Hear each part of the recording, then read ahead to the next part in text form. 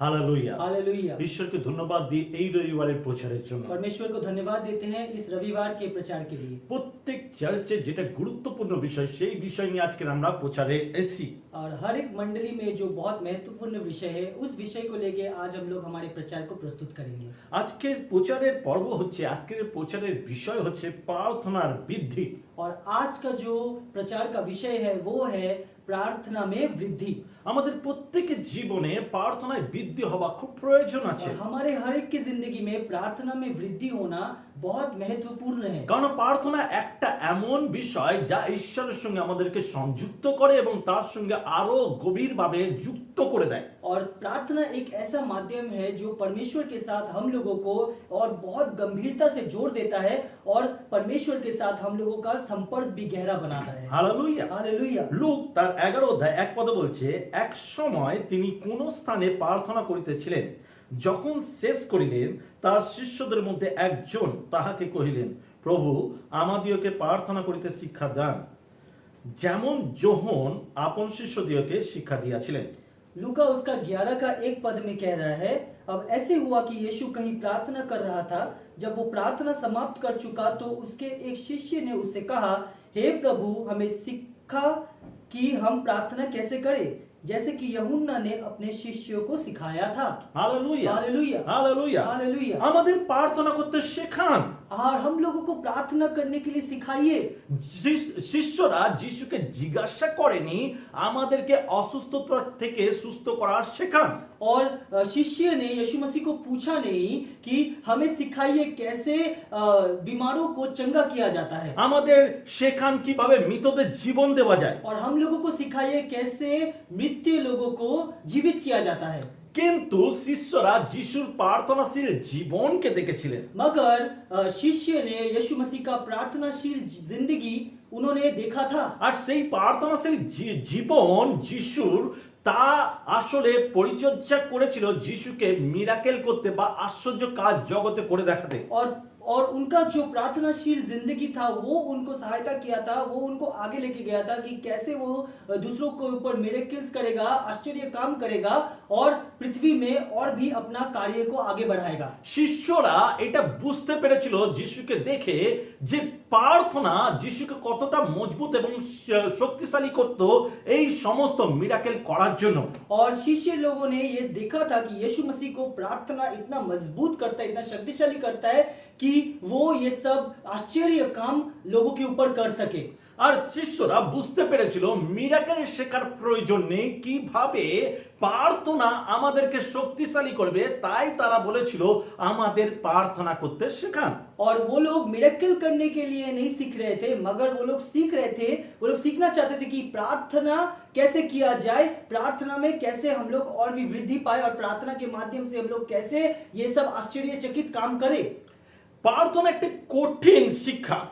प्रार्थना एक कठिन शिक्षा है। এটা আপনি এক বা দুদিনের মধ্যে শিখে উঠতে পারবেন না। ये आप एक या दो दिन में नहीं सीख सकते। আপনাকে এই শিক্ষা গ্রহণ করতে গেলে এই শিক্ষার প্রক্রিয়ার মধ্যে দিয়ে যেতে হবে। और ये शिक्षा को पाने के लिए आपको एक लंबे प्रक्रिया के माध्यम से गुजरना होगा। আর এই প্রক্রিয়া যখন শুরু হবে এটা আর কখনো শেষ হবে না, আপনার মৃত্যু পর্যন্ত আপনাকে এই প্রক্রিয়া চালিয়ে যেতে হবে, কারণ প্রত্যেকদিন প্রার্থনা আপনাকে গড়ে তুলবে। और ये प्रक्रिया कभी खत्म नहीं होगा, ये प्रक्रिया आपके आखिरी सांस तक आपको आगे ले जाना होगा और आपको सीखना होगा कि प्रार्थना कैसे किया जाता है। প্রার্থনা শেখার কোনো সীমা নেই, প্রার্থনার বৃদ্ধির শেষ কখনো নেই। और प्रार्थना सीखने का कोई सीमा नहीं है और प्रार्थना में वृद्धि पाने का कोई सीमा नहीं है। হালেলুয়া। हालेलुया। লূক তার 5 অধ্যায় 16 পদে বলছে, কিন্তু তিনি কোনো না কোনো নির্জন স্থানে গিয়া প্রার্থনা করিতেন। और लूका उसका 5 अध्याय का 16 पद में कह रहा है, किंतु यीशु प्राय प्रार्थना करने के लिए एकांत वन में चला जाया करता था। हालेलुया। हालेलुया। যিশুর বিষয় এটা বলছে। यीशु मसीह के विषय में ये बोल रहा है। তিনি মাঝে মাঝে ফাঁকা নিরালা জায়গা খুঁজতেন এবং সেখানে প্রার্থনা করতে চলে যেতেন। और वो कभी कभी बहुत ही सुनसान और एक सुनसान जगह को ढूंढते थे जहां वो अकेले में प्रार्थना कर सके। একাকী প্রার্থনা করাটা যিশু খ্রিস্টের জীবনধারা ছিল। और अकेले में प्रार्थना करना यीशु मसीह के जिंदगी का एक हिस्सा बन चुका था। তিনি শুধুমাত্র মণ্ডলীতে গিয়ে প্রার্থনা করেই শান্ত ছিল না বা সেটাই তার জীবনধারা ছিল না। और वो सिर्फ मंडली में जाके ही प्रार्थना करेंगे वहीं तक वो सीमित नहीं थे और वो उनका जीवन बिताने का तरीका नहीं था। তার একাকী থাকা প্রত্যেক দিন স্বভাব ছিল এবং সেই সুযোগে সে প্রার্থনা করাটা তার জীবনের চরিত্র করে নিয়েছিল। और अकेलेपन में प्रार्थना करना उनका स्वभाव था और अकेलेपन में प्रार्थना करना उनका चरित्र में भी आ गया था। আর তিনি কেন করতেন? যাতে তিনি তার পিতার সঙ্গে সময় কাটাতে পারেন। और वो ऐसा क्यों करते थे? ताकि वो अपने पिता के साथ अच्छा मूल्यवान समय बिता सके। ঈশ্বর ঠিক সেইভাবে আপনার আর আমার সঙ্গে প্রতিদিন সময় কাটাতে চান। और इसी तरह से परमेश्वर आपके साथ हर दिन इसी तरह से वक्त गुजारना चाहते हैं। আর তাই ঈশ্বর চাই যেন আমাদের প্রার্থনাশীল জীবন রোজ যেন বৃদ্ধি পায় এবং ঈশ্বরের সঙ্গে সময় কাটায়। और इसीलिए परमेश्वर चाहते हैं कि हमारा प्रार्थनाशील जिंदगी इसी तरह से हर दिन वृद्धि पाए। ঈশ্বরের কাছে নিজেকে সমর্পণ করুন परमेश्वर के पास खुद को समर्पित कीजिए এবং প্রার্থনা করুন। और प्रार्थना कीजिए। যা হাঁটুতে বসে প্রার্থনা হতে পারে, जो घुटने में बैठ के प्रार्थना हो सकता है। যে হাঁটুতে প্রার্থনা করে সে ঝড়ে পড়ে না। जो घुटने में बैठकर प्रार्थना करता है वो तूफान आने से भी गिरता नहीं है। তার হাঁটুর প্রার্থনা তাকে মজবুত করে এবং যতই তার লাইফে ঝড় আসুক না কেন তাকে আর ফেলতে পারে না। और उनके घुटने में आकर प्रार्थना करना उनको मजबूत बनाता है ताकि जिंदगी में उनका जो भी तूफान आए वो उनको गिरा नहीं पाता है। প্রার্থনা আপনার আর আমার নিঃশ্বাস নেবার মতন, শ্বাস প্রশ্বাসের মতন। और जैसे आप हर दिन सांस लेते हैं, हर सेकंड सांस लेते हैं, आपकी जिंदगी में प्रार्थना भी उसी तरह से होना चाहिए। এইটা আমাদের জীবনের সেই শ্বাস নিঃশ্বাস নেবা যা আমাদেরকে মরতে দেয় না, বরঞ্চ প্রার্থনা আমাদের মরাকে আটকে দেয়। और ये ऐसा चीज है कि जो हमारे सांस के साथ हमारी जिंदगी जुड़ा हुआ है कि हम लोग सांस लेते हैं, उसी तरह से प्रार्थना भी लेना चाहिए, प्रार्थना भी करना चाहिए ताकि हम आगे बढ़े और हमारे जिंदगी में कोई घटती ना हो। আপনার আর আমার আত্মিক জীবন যেন স্ট্রং থাকে এবং শক্তিশালী থাকে, যেন মরে না যায়, তার জন্য প্রার্থনা আমাদেরকে মজবুত করে। हमारे आत्मिक जिंदगी मजबूत रहे इसीलिए हमारे प्रार्थना में हमें समय बिताना चाहिए, हमें प्रार्थना जिंदगी में करना चाहिए। যিশু পিতার সঙ্গে সময় কাটাবার জন্য নিজে থেকে আলাদা সময় বার করতেন। और यीशु मसीह अपने पिता के साथ समय बिताने के लिए वो खुद से अलग से समय निकाला करते थे। আর কেন তিনি এটা করতেন? और वो ऐसा क्यों करते थे? কারণ তিনি পিতার সঙ্গে সময় কাটাতে, পিতাকে ভালোবাসতেন, পিতার সঙ্গে সময় কাটাতে ভালোবাসতেন। और वो पिता को प्यार करते थे, पिता को श्रद्धा करते थे और उनके साथ वक्त बिताना उनको अच्छा लगता था। আপনার এবং আমার জীবনও সেম উদ্দেশ্য রাখা উচিত এবং সেম প্রেম থাকা উচিত যাতে আমরা ঈশ্বরকে ভালোবাসি, তার সঙ্গে সময় কাটাই। और वो इसी तरह से एक ही तरह का प्रेम हमें परमेश्वर के साथ करना चाहिए ताकि हम उनके साथ अलग से वक्त बिता सके। আপনি এই কারণে প্রার্থনা করবেন না যে আপনার কাছে 10টি প্রার্থনা প্রেয়ার পয়েন্ট আছে, আপনি সেই প্রেয়ার পয়েন্ট নিয়ে গিয়ে তার সঙ্গে কথা বলবেন, তার কাছে চাইবেন, এই বিষয় নিয়ে প্রার্থনায় আপনি নিবিষ্ট থাকবেন না। और इस विषय में इस तरह से प्रार्थना मत करिए कि आपके पास प्रार्थना करने के लिए 10 पॉइंट आपने लिख के रखा है और सिर्फ आप प्रार्थना में कुछ ना कुछ मांगेंगे, उस तरह से अपना प्रार्थनाशील जीवन को मत बिताइए। প্রার্থনার পয়েন্ট যেন আপনার কারণ না হয় প্রার্থনা করার। प्रार्थना का जो पॉइंट है वो कारण नहीं होना चाहिए आपके प्रार्थना करने का। আপনার প্রার্থনার কারণ এটা হওয়া উচিত যে আপনি ঈশ্বরকে ভালোবাসেন, ঈশ্বর আপনাকে और ভালোবাসেন। प्रार्थना करने का कारण ये होना चाहिए कि आप परमेश्वर से प्रेम करते हैं, इसीलिए आप प्रार्थना करते हैं। যখন আমরা প্রার্থনায় সময় কাটাবো, जब हम लोग प्रार्थना में समय बिताएंगे তখন কি ঘটবে জানেন? तब क्या घटेगा এই आपको पता है? জাগতিক পাপ যা রোজ আমাদেরকে আকর্ষণ করে, তার শক্তি লেস হয়, সেই পাপ আর আমাদের উপরে কর্তৃত্ব করতে পারে না আর আমরা নিজেদেরকে धार्मिकताय धरे रखते पारे। और क्या होता है जब हम लोग हर दिन प्रार्थना करते हैं, ये जो पाप और जगत का जो आनंद है ये हम लोग को जो खींचता है, ये खींचना बंद हो जाएगा और हम लोग अपने जिंदगी में पवित्र रूप से और भी आगे बढ़ने लगेंगे। Hallelujah, hallelujah. प्रार्थना ना करा पाप, प्रार्थना नहीं करना पाप होता है। Hallelujah, hallelujah. प्रार्थना ना करा किंतु पाप। प्रार्थना नहीं करना एक पाप होता है। কিভাবে পাপ এলো? कैसे पाप आया? আদম এবং হবা পিতার কাছ থেকে স্বাধীনতা ভাবে জীবন যাপন করার যে ইচ্ছা ছিল বা বেছে নিয়েছিল, আর সেটাই তাদের জীবনে পাপকে নিয়ে এসেছিল। और आदम और हवा जो परमेश्वर को छोड़कर आजादी से जिंदगी गुजारने का जो उन्होंने फैसला लिया था, वही चीज के माध्यम से पाप आया था। তারা এমন জ্ঞানকে বেছে নিয়েছিল যেই জ্ঞান ঈশ্বর দ্বারা ছিল না, যেটা শয়তান চেয়েছিল তাদের মধ্যে ঢোকাতে, যাতে তারা পাপের মধ্যে লিপ্ত और হয়। वो ऐसे ज्ञान में परिपूर्ण हो गए थे जो ज्ञान परमेश्वर की तरफ से नहीं था मगर शैतान की तरफ से था, जिस ज्ञान की वजह से वो पाप में परिपूर्ण हो रहे थे। ঈশ্বরের থেকে দূরে থাকা পাপকে প্রশ্রয় দেওয়া। और परमेश्वर से दूर रहना मतलब आप पाप को अपने जिंदगी में स्थान दे रहे हैं। তাই তো যিশু বলেন, और इसीलिए यीशु मसीह कहता है, আমি কিছুই করি না, मैं कुछ नहीं करता हूं, তবে যা দেখেছি আমার পিতার কাছে, जो देखा हूं मैं अपने पिता के पास, আমি যে কথাগুলি বলি और जो बातें मैं बोलता তা हूं আমার পিতার বাক্য। वो मेरे पिता का वचन है। আমরা যদি ঈশ্বরের কাছ থেকে দূরে থেকে জীবন যাপন করি, তাহলে খুব তাড়াতাড়ি আমাদের জীবনে পাপ আসবে। और अगर हम अपने पिता से दूर रहकर जिंदगी बिताए तो हमारी जिंदगी में पाप बहुत जल्द प्रवेश करेगा। যীশু খ্রিস্ট যে সমস্ত সিদ্ধান্ত নিজের জীবনে নিয়েছিল, সবকিছু ঈশ্বরের সঙ্গে যখন কথা বলেছে তারপরেই নিতে পেরেছিলেন। और यीशु मसीह ने अपनी जिंदगी में जो भी कुछ फैसला लिया था वो अपने पिता से बात करने के बाद उन्होंने अपने जिंदगी में वो सारे फैसला लिया था। যিশু যখনই কোনো বড় স্টেপ নিতে যেত, বড় পদক্ষেপ নিতে যেত, তিনি প্রার্থনায় সময় কাটাতো, তারপরে সিদ্ধান্ত নিত। और जब यीशु मसीह कोई बहुत बड़ा फैसला अपने जिंदगी में लेना चाहते थे, लेने वाले थे, तो वो प्रार्थना करते थे, उसके बाद वो अपने जिंदगी में वो फैसला लेते थे। লুক 6:12 বলছে, এই সময় তিনি একদা প্রার্থনা করণার্থে বাহির হইয়া পর্বতে গেলেন, আর ঈশ্বরের নিকটে প্রার্থনা করিতে করিতে সমস্ত রাত্রি যাপন করিলেন। और लूक उसका 6 अध्याय का 12 पद में कह रहा है, उन्हीं दिनों ऐसा हुआ कि यीशु प्रार्थना करने के लिए एक पहाड़ पर गया और सारी रात परमेश्वर की प्रार्थना करते हुए बिता दी। हालेलुया। हालेलुया। তিনি কেন সারা রাত প্রার্থনা করেছিলেন? वो क्यों सारा रात से प्रार्थना किए? এইটা বিশেষ একটা কারণ ছিল। इसका विशेष एक कारण था। সেই 12 জন শিষ্যকে বাছাই করার বিষয় ছিল। वो 12 जन शिष्य जो था उनको चुनना था उनको। তিনি যিশু সারা রাত প্রার্থনা করে পিতাকে জিজ্ঞাসা করেছিল, কার কার নাম বাছাই করব। और वो परमेश्वर के पास रात भर प्रार्थना करके ये पूछ रहे थे कि मैं किस किस को अपना शिष्य चुनूं। তারপরে তিনি সিদ্ধান্ত নিয়ে সেই শিষ্যদের নাম ঘোষণা করেছিলেন। और तब उन्होंने फैसला लेकर उन शिष्यों का नाम घोषणा किया था। আপনি আর আমি আমাদের ব্যক্তিগত জীবনে কোন সিদ্ধান্ত নেবার আগে কি আমরা প্রার্থনা করি? और हमारी जिंदगी में, हमारे व्यक्तिगत जिंदगी में कोई भी फैसला लेने से पहले क्या हम लोग प्रार्थना करते हैं? আমাদের প্রার্থনা করা উচিত।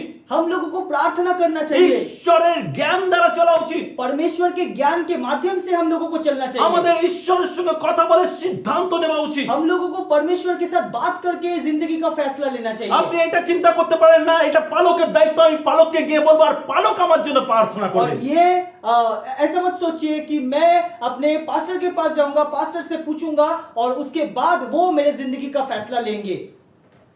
আমি আমার পালককে গিয়ে বলবো না আমার ব্যক্তিগত জীবনের সিদ্ধান্ত নেবার জন্য প্রার্থনা করতে।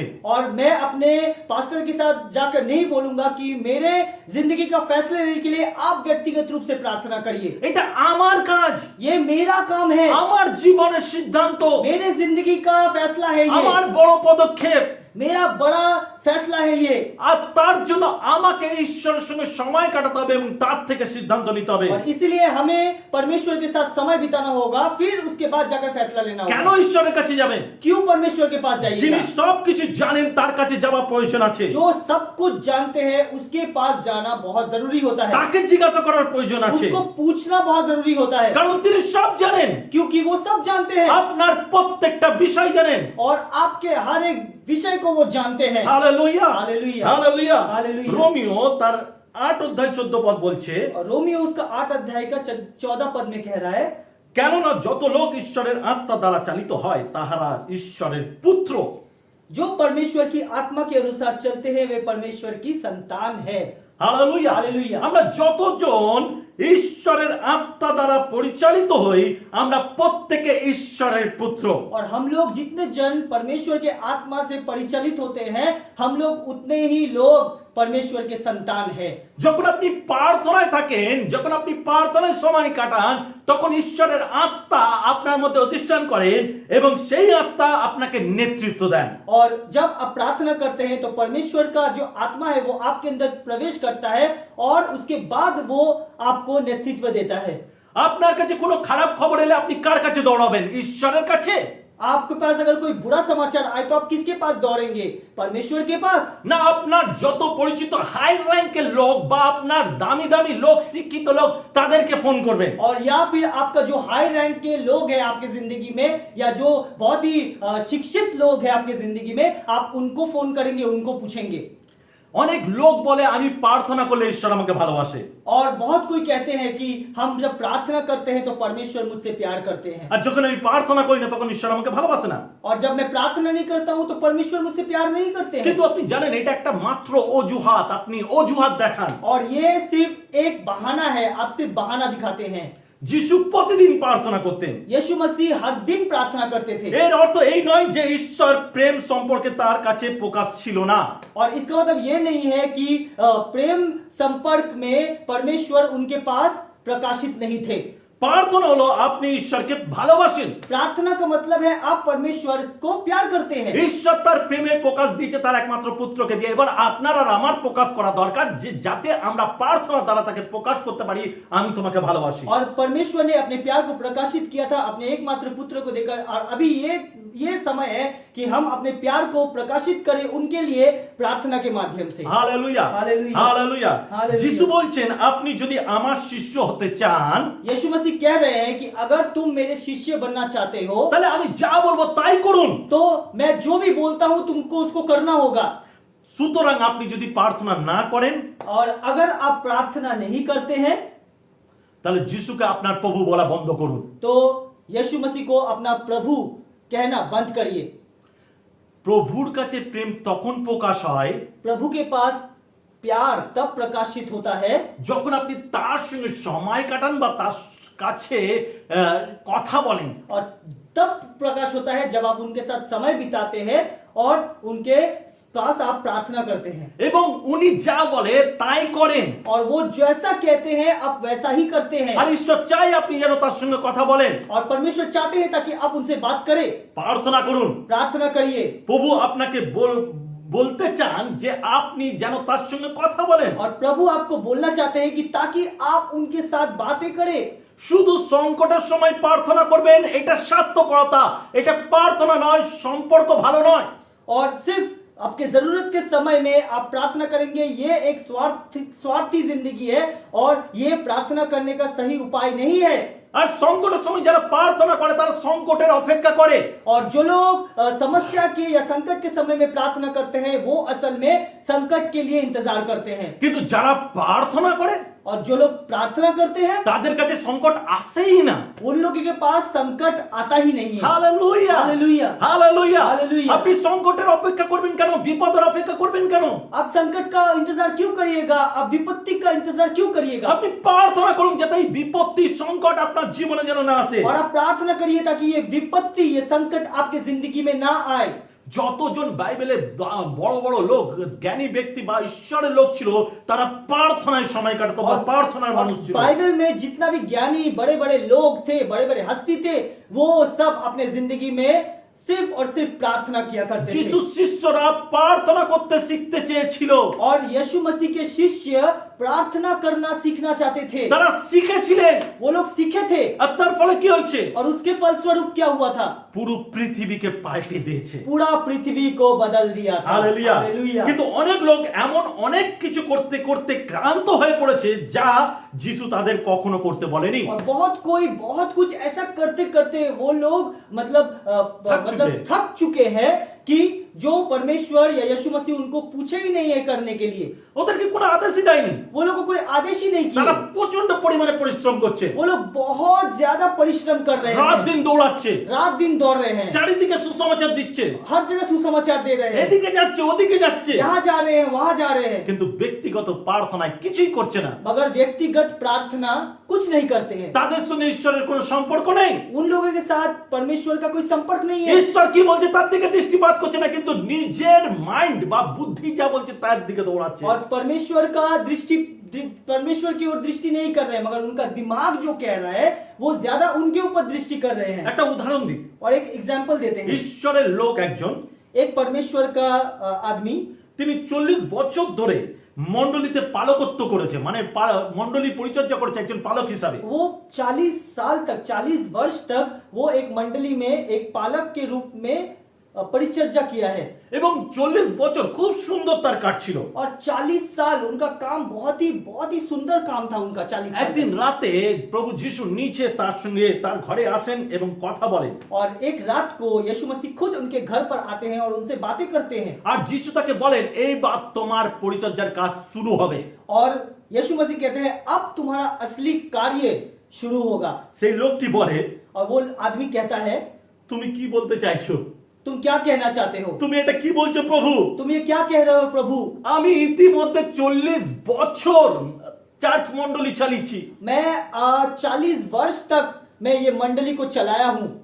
যিশু তাকে বললেন, यीशु मसीह उनको कहा, এটা তোমার ইচ্ছাই করেছো, ये तुम्हारी इच्छा के अनुसार तुमने किया এটা था। তোমার পরিচর্যা ছিল না। ये तुम्हारा परिचर्या नहीं था। 40 বছর ধরে পরিচর্যায় আছি বললেই তো তুমি করেছো এটা।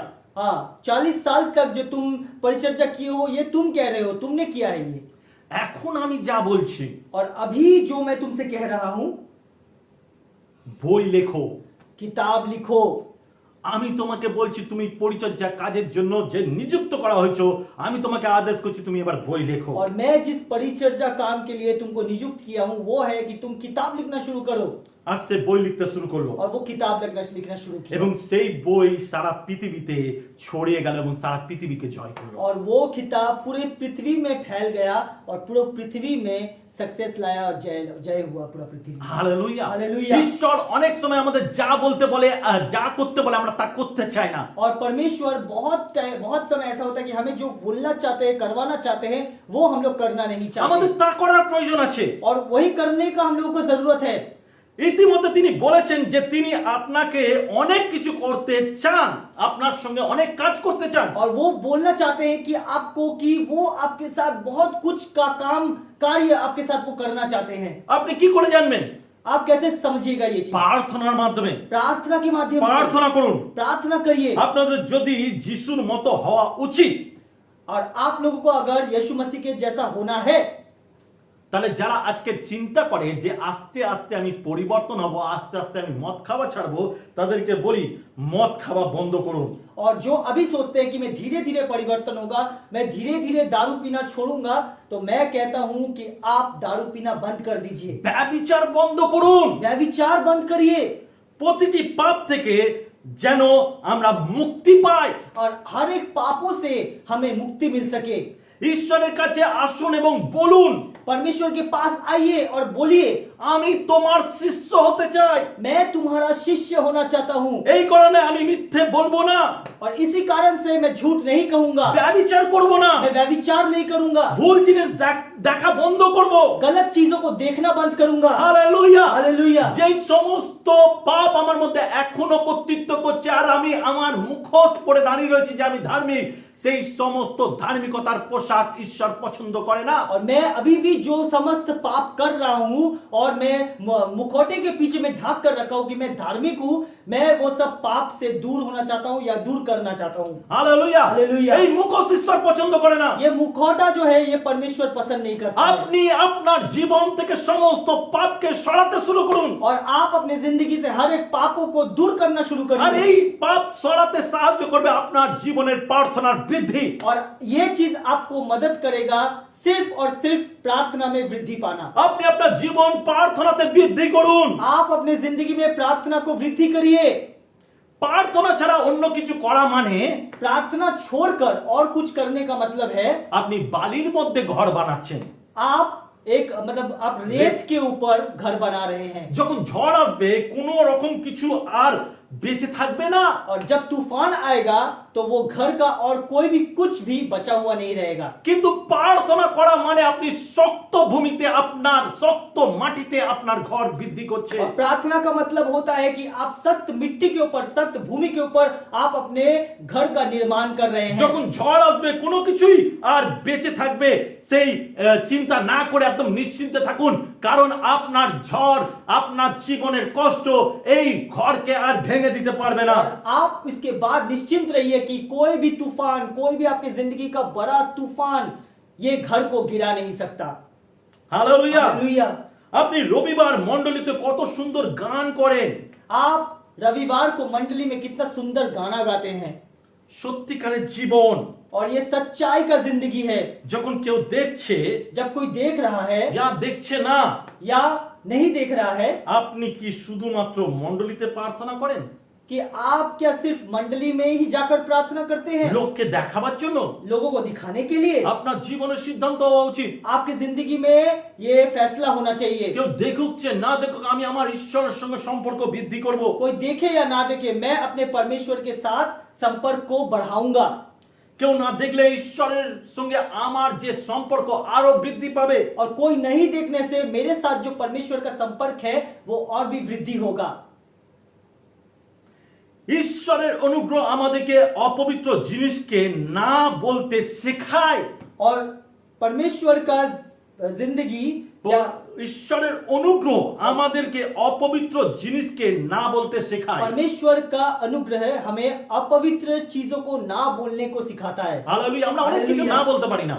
हम लोग बहुत चीजों को ना नहीं कह আমরা सकते। বুঝতে পারি এটা পাপ। আমার বন্ধু বান্ধব আত্মীয় স্বজনের মধ্যে এমন একটা পরিস্থিতি সৃষ্টি হয় যে আমি সেই পাপ করতে বাধ্য হয়ে যাই। और हम लोग अपने दोस्त यार, अपने रिलेटिव और फैमिली के पास वो पापों को करने के लिए हम लोग मजबूर हो जाते हैं। কেউ যদি আমাকে মদ নিয়ে এসে বলে তুমি খাও, আমি তোমার বন্ধু, একবার আমার জন্য খাও, আমরা খেয়ে নিই। और कोई अगर कहता है कि ये लो, ये दारू को पियो, मैं तुम्हारा दोस्त हूँ, सिर्फ मेरे लिए एक बार ये दारू को पी लो, और हम लोग पी लेते हैं। আমরা না বলতে পারি না। हम लोग ना नहीं कह এবং सकते। অনেক বিষয় আছে যে কোনো বাজে রিলেশন, বাজে কাজ, সেইগুলোকে আমরা না বলতে পারি না। और बहुत कोई चीज, बहुत कोई ऐसा काम है जो गंदा काम है, पाप वाला काम है, जो हम लोग ना नहीं बोल सकते।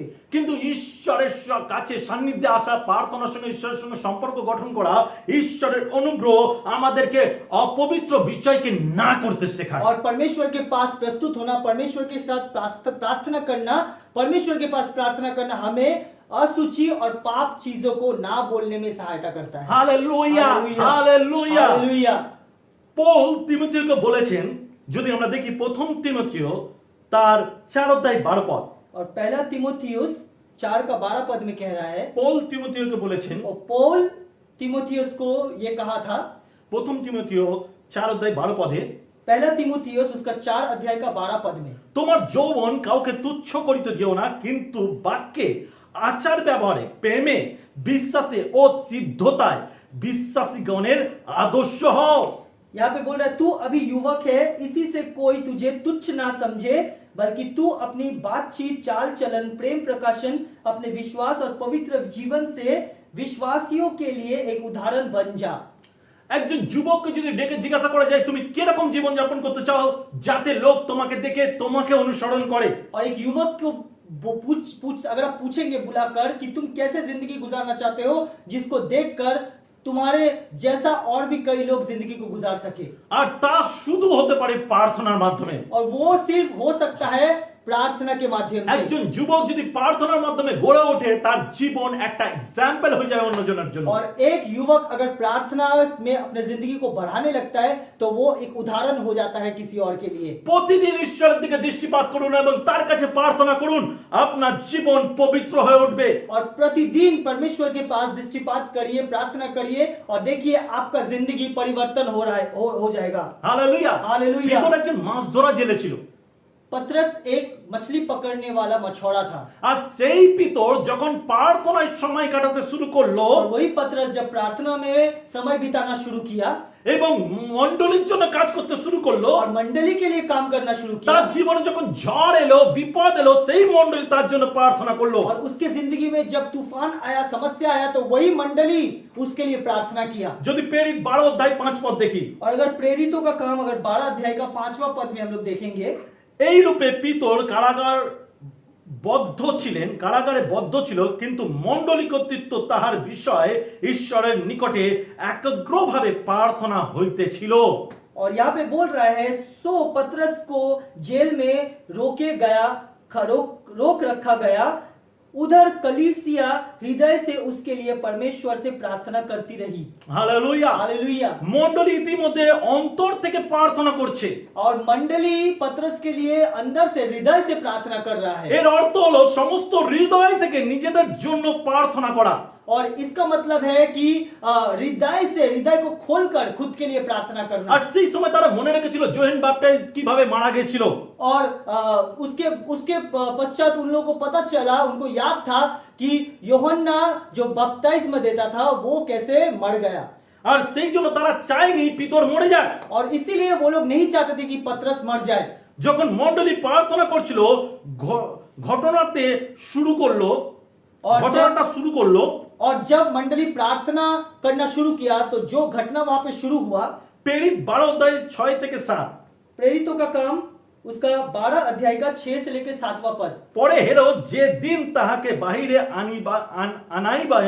আনাইবেন তাহার পূর্ব রাত্রিতে পিতর 2 জন সেনার মধ্যস্থানে 2 সিঙ্গলে বদ্ধ থাকিয়া নিদ্রাগত ছিলেন এবং দ্বার দেশে প্রহরীরা কারাগার রক্ষা করিতেছিল।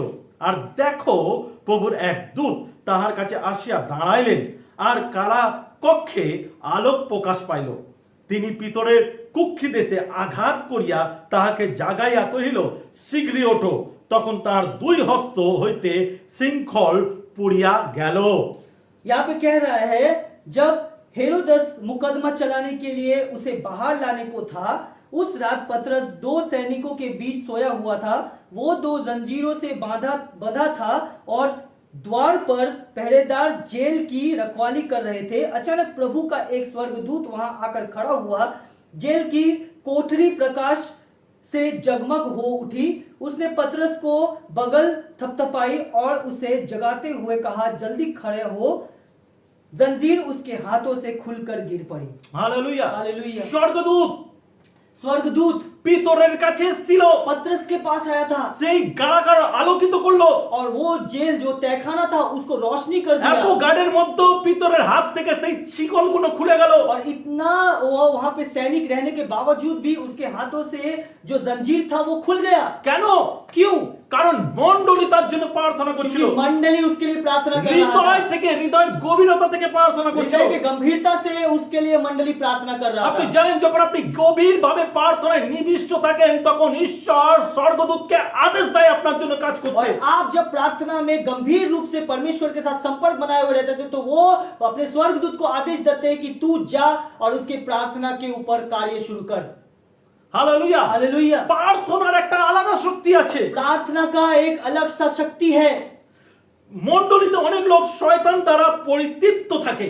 और मंडली में बहुत कोई ऐसे लोग होते हैं जो शैतान के द्वारा प्रचलित रहते हैं, কিন্তু প্রার্থনা তাহাদেরকে সেই শয়তান থেকে মুক্ত করে। मगर प्रार्थना उनको उस शैतान से मुक्त करता है। আমাদের মণ্ডলীর জন্য আমাদের প্রত্যেকের প্রার্থনা করা উচিত। हमारे मंडली के लिए हम सबको प्रार्थना करना चाहिए।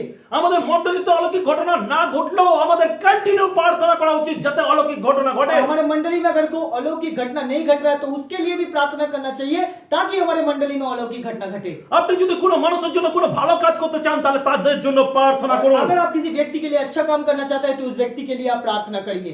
আপনি যখন একটি গোপনে করবেন, যখন এটি গোপনে করবেন, और जब आप ये व्यक्तिगत रूप से करिएगा, আপনি যখন গোপনে প্রার্থনা করবেন, आप जब चुपके से या छुप कर प्रार्थना करिएगा, ঈশ্বর আপনার উত্তর প্রকাশে দিবে। और परमेश्वर वो उत्तर प्रकाशित रूप से देगा। হালেলুয়া। हालेलुया। হালেলুয়া। हालेलुया। ঈশ্বর তাদের খুঁজছেন যারা ঈশ্বরের হৃদয়কে বুঝতে পারে। परमेश्वर ऐसे लोगों को ढूंढ रहे हैं जो उनके हृदय को समझ पाए। আবার বলি, और एक बार कहते हैं, ঈশ্বর তাদেরকে খুঁজছেন যারা ঈশ্বরের হৃদয় বুঝতে পারেন। और परमेश्वर ऐसे लोगों को ढूंढ रहे हैं जो उनके हृदय को समझ पाए।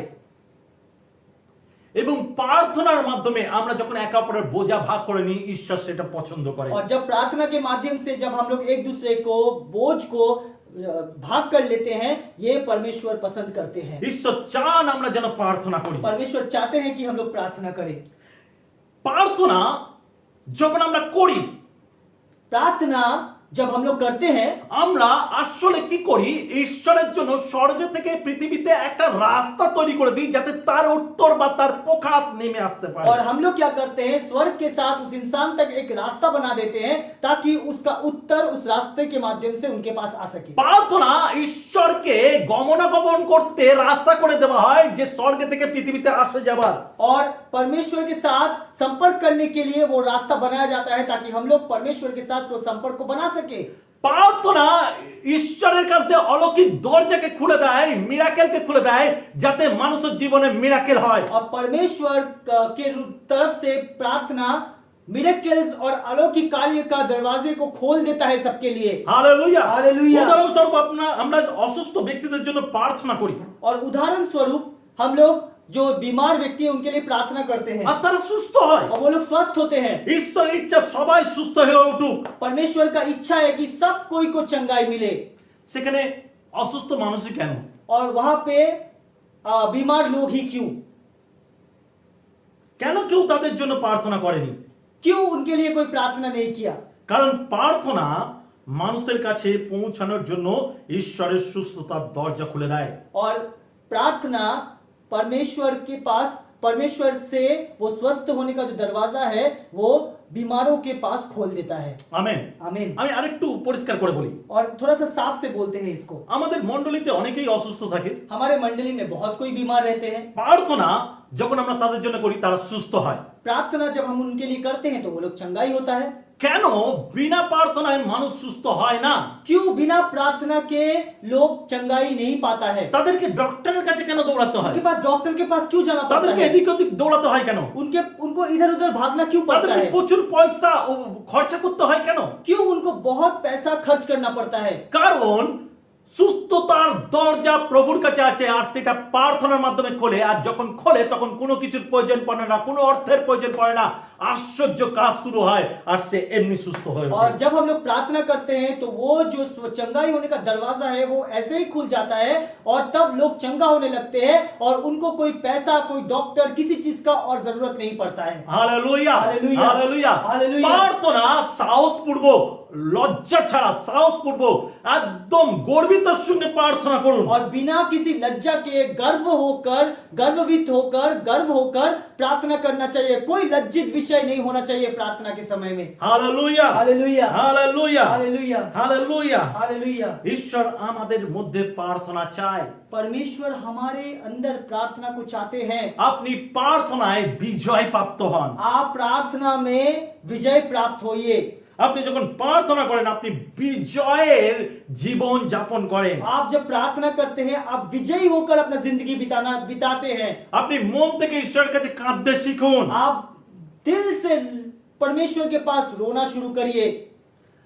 আপনি যখন বিশ্বাস করেন আর যখন কাঁদেন, ঈশ্বর আপনার বিশ্বাসকে স্থির রাখে এবং সেই বিশ্বাসের দরুন আপনার উত্তরকে দেয়। और जब आप विश्वास रखते हैं और प्रार्थना करते हैं, उस विश्वास के माध्यम से परमेश्वर आपकी जिंदगी में उत्तर देते हैं। Hallelujah hallelujah. খ্রিস্টতে ভাই বোন, ख्रिस्ट में भाई बहन, আজকের এই সুযোগ, आज ये मौका है आप लोग যখন আপনি শিখতে পারছেন বা বুঝতে পারছেন প্রার্থনা আপনার জীবনে কতটা ইম্পর্টেন্ট, और जब आप सीख पा रहे, जब आप समझ पा रहे कि प्रार्थना हमारी जिंदगी में कितना महत्वपूर्ण है, আপনি ব্যক্তিগত জীবনে আরো সময় কাটাতে শুরু করুন প্রার্থনাতে। आप व्यक्तिगत जीवन में और भी प्रार्थना में समय बिताना शुरू करिए। আপনি 2 ঘন্টা 3 ঘন্টা 4 ঘন্টা আপনি মোবাইলে কাটিয়ে দেন, আপনার মনে পর্যন্ত পড়ে না যে কত সময় হলো। और आप 2 घंटा 3 घंटा 4 घंटा मोबाइल में बिता देते हैं, आपको समय का पता नहीं चलता है।